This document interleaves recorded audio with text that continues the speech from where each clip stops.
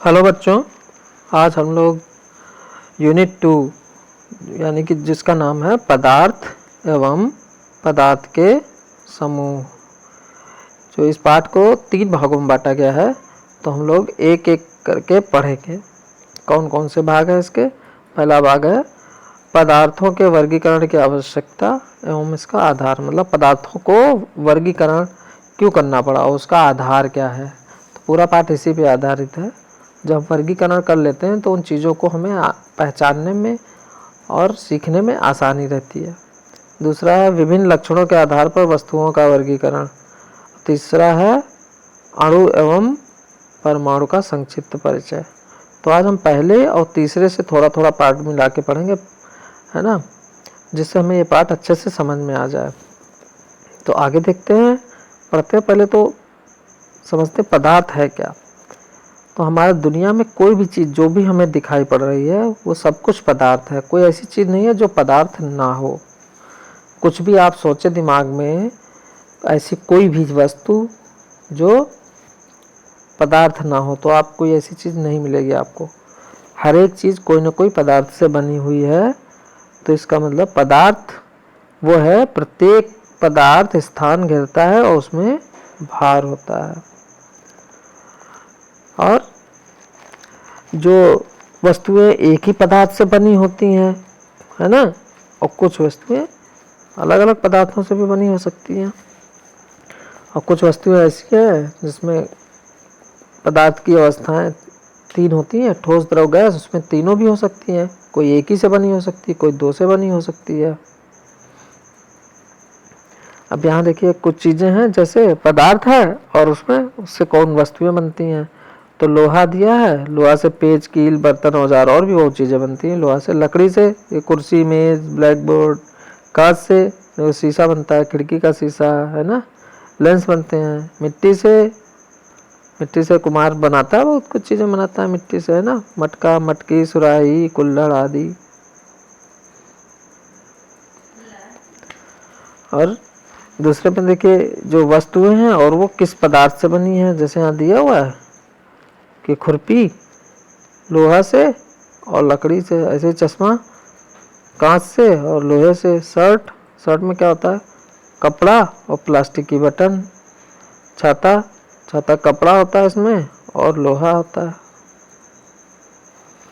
अब देखिए पदार्थों के वर्गीकरण की आवश्यकता क्यों पड़ी, क्यों उनको बांटते हैं कि पदार्थ ठोस है कि द्रव है कि गैस है, और इनका कुछ आधार होता है, किस आधार पर वर्गीकृत किया गया है। तो पूरे पाठ में कई ढेर सारे आधार हैं। कोई घुलनशीलता के आधार पे, कोई पारदर्शिता के आधार पे, कोई चुंबकीय गुण के आधार पे, है ना। तो देखिए पदार्थों के वर्गीकरण की आवश्यकता इसलिए पड़ी कि जिससे हम उनको अलग अलग आसानी से पहचान सकें। और वर्गीकरण के लिए कुछ खास चीज़ें देखी जाती हैं कि उनके गुण, जिन चीज़ों के एक जैसे मिलते हैं उनको एक ग्रुप में रख देते हैं, जिससे वो छांटने में आसानी हो जाती है ना। अब जैसे दुनिया में हर एक कितनी ढेर सारी चीज़ें हैं, तो जैसे कुत्ता है, बिल्ली है, शेर है, तो ऐसे सारे जानवर है ना। तो हम कुत्ते को कुत्ता कहते हैं, शेर को शेर, बिल्ली को बिल्ली क्यों कहते हैं हम उनके, क्योंकि हमने देखा बिल्ली किसको कहा, जो बिल्ली दिखती है उसके जो गुण होते हैं वैसी जो भी वैसा होगा वो सब बिल्ली, तो बिल्लियाँ आ जाएंगी उसमें। कुत्ता जैसा कुत्ता। तो इसी तरीके से पदार्थ में भी है, जिनके गुण धर्म एक जैसे मिलते हैं उससे एक वर्गीकरण में रख देते हैं। और इससे हमें क्या होता है, कोई भी काम करने में आसानी होती है। मान लीजिए कई तरीके का अनाज है, अगर हम उनको सबको आपस में ही मिला दें तो फिर प्रॉब्लम होगी ना उनको कोई भी काम करने में। दाल चावल ना, सब्जी सब एक ही मिला दें, फिर प्रॉब्लम होगी ना। इसलिए सबको अलग अलग रखते हैं, इसलिए सबका वर्गीकरण भी अलग अलग है। तो वर्गीकरण पदार्थ की बाह्य संरचना के आधार पर वर्गीकरण किए गए भौतिक वर्गीकरण कहते हैं। बाह्य संरचना, और बाहर से दिखने में कैसा दिख रहा है वो, बाहर से देखने में, तो उसके आधार पर अगर वर्गीकरण किया गया तो उसको कहते हैं भौतिक वर्गीकरण। और आंतरिक संरचना मतलब वो किससे बना है, कैसे बना है, उसकी अंदरूनी संरचना कैसी है, उसके आधार पर वर्गीकरण को कहते हैं रासायनिक वर्गीकरण। तो भौतिक वर्गीकरण और रासायनिक वर्गीकरण। तो भौतिक वर्गीकरण के अंतर्गत जो पदार्थ हैं वो 3 तरीके के हैं, ठोस, द्रव, गैस में, जो कि आप लोग बहुत अच्छे से जानते हैं, ठोस, द्रव, गैस। और रासायनिक वर्गीकरण के अंतर्गत उनको रखा गया तत्व में, यौगिक में और मिश्रण में। तो तत्व यौगिक मिश्रण क्या होते हैं, ये भी कॉमनली लोग एक ही चीज़ समझते हैं कि तत्व यौगिक मिश्रण एक ही है। तो इसको भी हम लोग आगे आगे के पार्ट में अच्छे से समझेंगे। अब देखते हैं विभिन्न लक्षणों के आधार पर वर्गीकरण। तो विभिन्न लक्षण के आधार पर वर्गीकरण मतलब यहाँ पे तो अवस्थाओं के आधार पे है पहला, ऐसे ही आगे हमने बताया था ना, घुलनशीलता के आधार पर, पारदर्शिता के आधार पर है अलग अलग। तो पदार्थ की अवस्थाओं के आधार पर सबसे इम्पॉर्टेंट यही है कि वो अवस्था में, मतलब अवस्था का मतलब किस अवस्था में, ठोस है कि द्रव है कि गैस है, मतलब सॉलिड है कि लिक्विड है कि गैस है। तो उसके आधार पे मेन यही वर्गीकरण है। तो इस प्रकार पदार्थ की 3 भौतिक अवस्थाएं कैसी, ठोस, द्रव और गैस, जिनके बारे में हम डिटेल से पढ़ेंगे। लेकिन मैं सोच रहा हूँ कि इनको समझने से पहले आप इस चैप्टर का लास्ट में जो दिया हुआ है अणु परमाणु, वो अच्छे से समझ लीजिए, तो आपको अच्छे से समझ में आएगा। लास्ट में है ये, तो ये देखिए, पदार्थों के निर्माण की मौलिक इकाई, मतलब मौलिक इकाई मतलब पदार्थ मेनली बने किससे हैं। जैसे घर ईंटों से बना होता है, वैसे ही जो हमारे दुनिया में जो भी चीज़ दिख रही है, आप कुछ भी देख रहे हो, वो सब चीज़ों पदार्थ, चाहे बाइक देख रहे हो, है ना, मोबाइल देख रहे हो, आलू देख रहे हो, किताब देख रहे हो, कुर्सी देख रहे हो, कुछ भी है वो सब पदार्थों से ही बनी है। बस यही कि उसमें या तो ठोस होगा, या तो द्रव होगा, या गैस होगा, या मिक्स होंगे, या तीनों चीज़ों का मिक्सचर होगा कोई भी, है ना।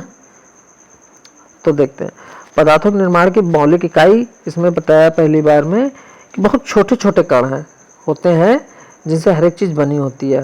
और पदार्थ के जो मौलिक कण हैं, जैसे घर ईंटों से बना होता है तो ईंट तो हमें दिखाई पड़ती है, और वही ईंट जो है, ईंट किससे बनी है, वो उसमें ठोस पदार्थ है, तो उसमें छोटे छोटे कण होते हैं। इतने छोटे कण होते हैं कि वो हमें अपनी आंखों से दिखाई नहीं पड़ते हैं, जो स्वतंत्र अवस्था में रह सकते हैं, उनको कहते हैं अणु। उससे भी छोटे होते हैं परमाणु। तो अणु क्या है पहले ये समझ लेते हैं। अणु पदार्थ का सूक्ष्मतम कण जो स्वतंत्र अवस्था में रह सकता है तथा उसमें पदार्थ के सभी गुण रहते हैं, अणु कहलाता है। तत्व के सभी अणु समान होते हैं और भिन्न भिन्न तत्वों के अणु गुणों में भिन्न भिन्न होते हैं।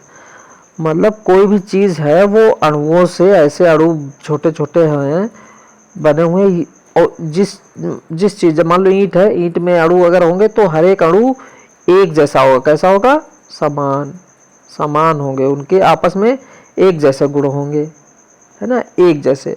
और लेकिन अलग अलग पदार्थ है तो उनके अणु में भिन्नता होगी। और अणु पदार्थ का वो सबसे छोटा कण है जो स्वतंत्र रह सकता है ना, स्वतंत्र रहता है, उसमें सारे गुण रहते हैं। और उससे छोटा होता है परमाणु। परमाणु उससे छोटा होता है, लेकिन परमाणु के बारे में जानते हैं क्या है, अणु से छोटा परमाणु। किसी पदार्थ का सूक्ष्मतम कण स्वतंत्र अवस्था में नहीं रहता किंतु रासायनिक अभिक्रिया में भाग लेता है, परमाणु कहलाता है। कहने किसी पदार्थ का जो है सबसे छोटा कण है ये। अब लेकिन ऐसा नहीं है, ऐसे परमाणु से भी छोटे इलेक्ट्रॉन, प्रोटॉन, न्यूट्रॉन और भी आ गए हैं। तो मतलब वो छोटा कण जो रासायनिक क्रिया में भाग लेता है, जो मिलकर कुछ और बना ले, आपस में क्रिया करे, तो वो छोटा भाग क्या है, सबसे छोटा, वो होता है परमाणु, है ना। तो जिसको हम अपने आंखों से नहीं देख सकते हैं, ये रासायनिक क्रिया में भाग लेता है। जैसे पानी है, तो पानी जो है, जो आपका पानी है, ये 2 तत्वों से मिला, किससे, हाइड्रोजन और ऑक्सीजन से।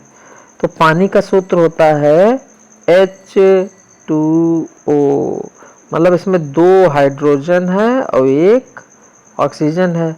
तो हाइड्रोजन के 2 परमाणु मिलेंगे, 1 ऑक्सीजन का मिलेगा, तब मिल जाएंगे आपस में, तो बन जाएगा पानी। यानी कि रासायनिक संयोग होगा तो पानी बन जाएगा। तो इन चीज़ों को ध्यान में रखेंगे हम। तो आपको अभी हम 3 अवस्थाएं बताएंगे, ठोस, द्रव, गैस, तो वहाँ समझ में आसानी से आ जाएगा। तो 3 अवस्थाएं जो हैं वो देखते हैं हम लोग। ठोस पहली है ठोस। तो ठोस चीज़ें, ठोस से ही समझ में आ रहा है कि बहुत ठोस है, इसके कण, कण कौन है जो स्वतंत्र अवस्था में रह सकता है, अणु। उससे छोटा होता है। परमाणु जो रासायनिक क्रिया में भाग लेता है।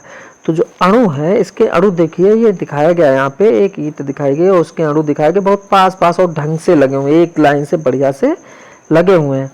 तो इससे मतलब यह है कि जो ठोस होता है उसका आकार व आयतन दोनों निश्चित होता है, और ठोस के कण यानी कि अणु बहुत पास पास होते हैं और इनमें आकर्षण बल अधिक होगा, यानी कि एक दूसरे को आपस में चिपकाए रखने की ताकत इनमें ज़्यादा होती है, तभी एक दूसरे को बांधे रहते हैं, है ना। और ये करीब करीब एक स्थिर रहते हैं, अपना आकार वाकार बदलते नहीं है, वो निश्चित होता है उनका आकार। और वो जैसे ईंट है, ईंट को पड़ा हो कहीं पे रख दो ऐसे, अगर उसको तोड़ो फोड़ो नहीं तो वो ऐसे ही रहेगी, ऐसे ही पड़ी रहेगी।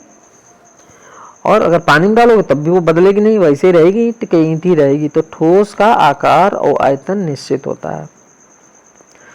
दूसरा देखते हैं द्रव। द्रव का मतलब जो पानी जैसी चीजें हो, लिक्विड, लिक्विड फॉर्म में। तो इसका मतलब ये नहीं कि सिर्फ पानी है, कोल्ड ड्रिंक भी है, शरबत भी है ना, ये सब क्या है, द्रव है। तेल भी है जो द्रव है। तो द्रव की क्या खासियत होती है, ये देखो दिखाया हुआ है,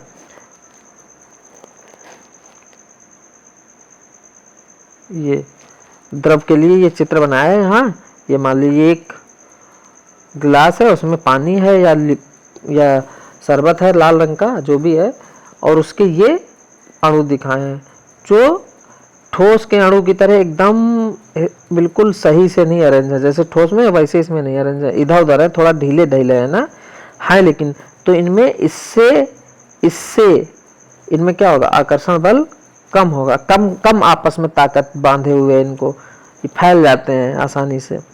तो देखा है पानी आपने गिलास में रखा तो गिलास जैसा ही भर जाएगा, है ना। अगर आपने उसको मग में रखा तो मग जैसा, अगर आपने बोतल में डाला तो बोतल जैसा।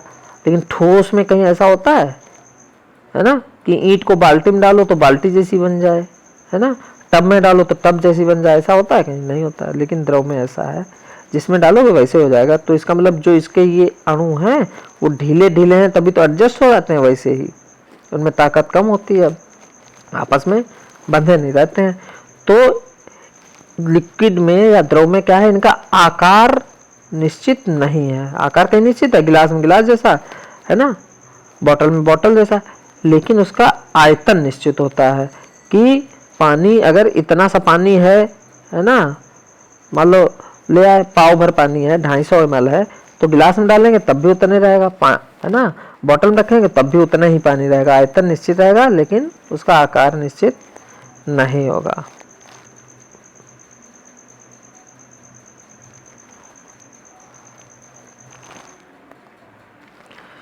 तीसरा देखते हैं गैस।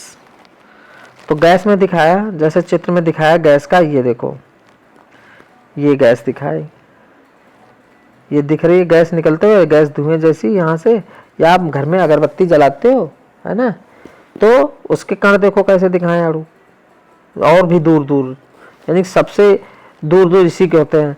तो कैसे कैसे समझ में आएगा, मान लो कमरे में कहीं घर में मम्मी या कोई भी पूजा करके अगरबत्ती जलाता है तो पूरे घर में महक आने लगती है। तो अगरबत्ती से जो धुआं निकलता है वो कैसा होता है, गैस। गैस का मतलब कौन, जो हवा जैसी हो, उसमें धुआं भी हो सकता है, गैस में धुआं भी हो सकता है। जो घर में जलाते हैं वो भी गैस, है ना, जो धुआं जैसी चीज हो, हवा जैसी हो, वो गैस है। तो आप कहीं भी मतलब दूसरे कमरे में जलाया जा रहा, पूरे घर में महक कैसे फैल जा रही, इसका मतलब जो ये गैस के अणु हैं ये पूरे सब कहीं फैल जाते हैं, पूरे कमरे में फैल जाते हैं, बाहर दूसरे घर तक पहुंच जाते हैं। यानी कि ये बहुत ही, इनके बीच में ताकत कम होती है, आकर्षण शक्ति कम है,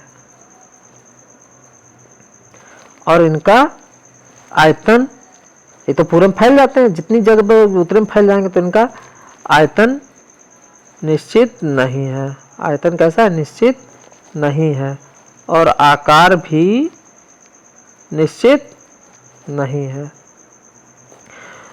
तो आज हमने पढ़ा ठोस, द्रव, गैस, 3 सॉलिड, लिक्विड, गैस। ठोस में जो अणुओं होते हैं, अणु, और या जो ठोस होता है उसके अणु बहुत पास पास होते हैं, उनमें आकर्षण बल अधिक होता है, उनका आकृति और आकार और आयतन दोनों निश्चित होते हैं। फिर द्रव पे आइए। द्रव में क्या है, वो जिसमें डाला जाता है वैसे हो जाता है, लेकिन पानी तो उतना ही रहता है ना, तो इसका मतलब आयतन तो निश्चित रहता है लेकिन उसकी आकृति निश्चित नहीं रहती।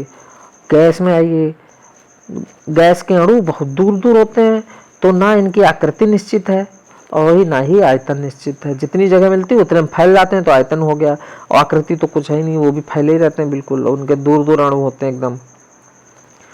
तो इस प्रकार हमने देखा भौतिक अवस्था के आधार पर वर्गीकरण में पूरी दुनिया में कोई भी पदार्थ दिखे या तो वो ठोस होगा या द्रव होगा या गैस होगा। और बाकी के वर्गीकरण को देखिए जल में घुलनशीलता के आधार पर है।